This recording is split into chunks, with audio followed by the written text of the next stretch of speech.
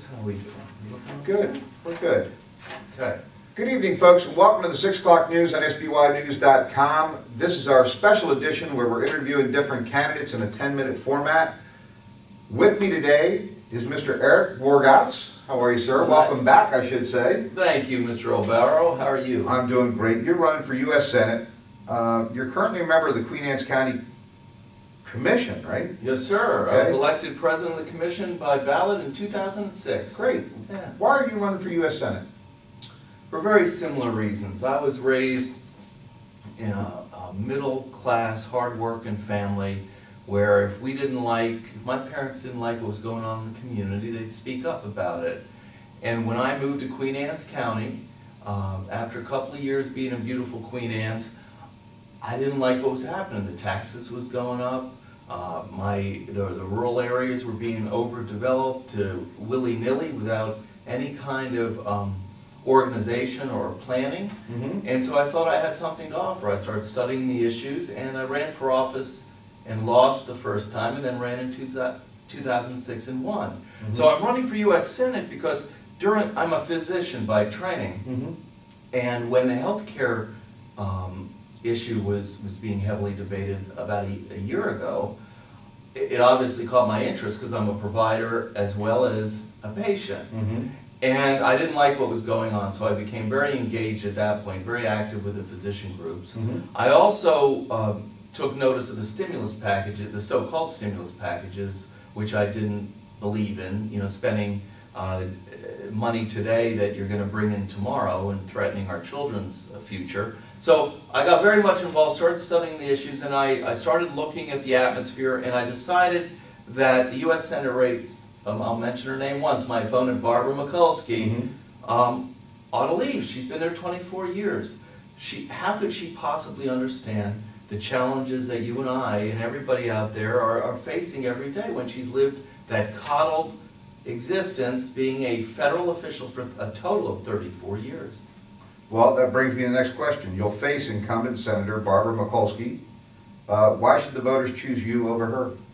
They should choose me over her because I am the only U.S. Senate candidate who has actually done what I said I was going to do.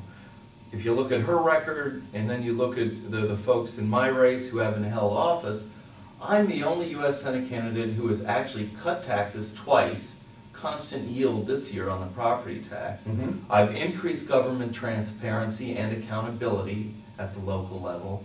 I've also reduced the budget. We reduced our county operating budget. Mm-hmm. And we shrunk government. We cut government. So this is very important. I delivered what I said I was going to deliver, and it's not easy to do that. It's not easy to do that. As a physician and a commissioner, I've learned that it's very important to listen to people. That's what physicians do. For 27 years, that's what I've done, listen to people. Well, what do you think are the biggest challenges facing the lower shore? What are your solutions to those challenges as well? Well, the unemployment, which plagues us all across America right now. In Maryland, it's no different. We have a high unemployment rate. And in the lower shore particularly, that's an issue, as well as the poultry industry, the poultry industry, both the animal farmers and the grain producers. Mm-hmm. These are intertwined agricultural sectors, which one relies on the other for commerce and for success. We need to stop creating new regulations that restrict our farmers. Maryland has some of the toughest nutrient management laws in the country. And every year, our federal officials and our state officials try to put more burden on the backs of our farmers in Maryland, particularly Delmarva. And that's not the solution. We're doing our part. Our farmers are doing their part. The folks who aren't doing their part are the folks in Pennsylvania. Water runs downstream. Most of our water for the Chesapeake Bay, or 60%, flows down from Pennsylvania. Mm-hmm. I once asked our sitting incumbent senator why the federal delegation is not working with Pennsylvania to deal with this nutrient management flow issue. Interesting. And she looked at me, pursed her lips, and turned around and spoke with another commissioner about some other topic. Wow. So the real issue is what's flowing downstream. We're doing our part in Maryland. Stop placing more regulations, burdensome regulations, on our poultry and grain growers. Okay, if elected, what do you think are the two biggest challenges you will be facing, and how do you propose addressing those challenges? The two biggest challenges will be that we still have President Obama in the White House pushing an agenda, and that's right, even if the minority party, the Republicans, take both chambers of Congress in November and then installed in January, we will still have President Obama to deal with. So it's going to be really tough, and you need smart people who know how to work with folks from all different backgrounds and political parties without compromising. I mean, I am the only Republican in the Queen Anne's County Commission among 5 members, and we were able to accomplish some very good goals, not through necessarily compromise, but through persuasion that these are the right things to do, and I believe that's how you do it. So that's one of the biggest challenges, getting some good work done at the federal level under the threat of a presidential veto, and that includes a balanced budget amendment, and that includes the health care mandate, which needs to be repealed. Well, while we're on that, yeah, let's go to this next question, because I think it's going to flow right along with what your main knowledge is. Right. The federal government recently passed the so-called health care reform, better known as Obamacare. Will you support legislation to repeal it? Will you support defunding it? Yes and yes. Senator DeMint of South Carolina was probably the first U.S. senator to come up with a petition to repeal right.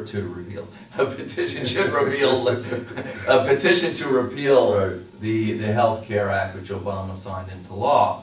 And I was, of course, one of the first to sign that.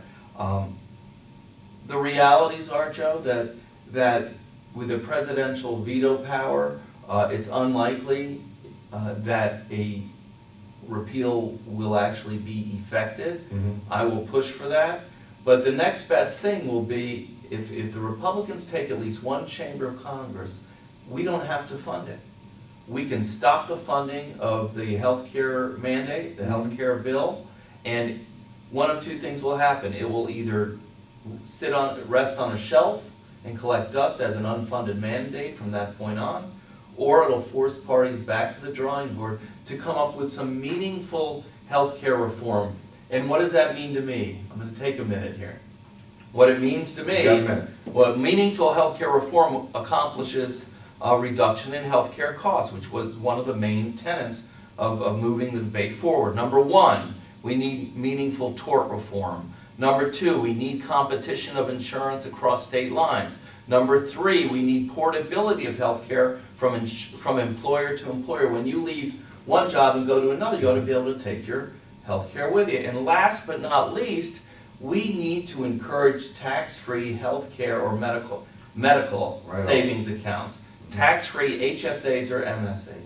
That's what we need to do. People ought to have more responsibility for their health care, and they want it. They don't want the government shoving things down their throat, and that's what tax-free health savings accounts allow. Well, Eric, as always, we appreciate you coming in here. It's always a good time. It's always informative. It's always open and honest, and I greatly appreciate that, and appreciate your friendship as well. Well, Joe, thank you very much, and I certainly appreciate all you do for the community here on Delmarva, and for those who watch and listen across the nation. Thank you very much. Thank you, sir. Folks, we appreciate your support. We appreciate you being here again, and we'll see you soon. Take care. Okay.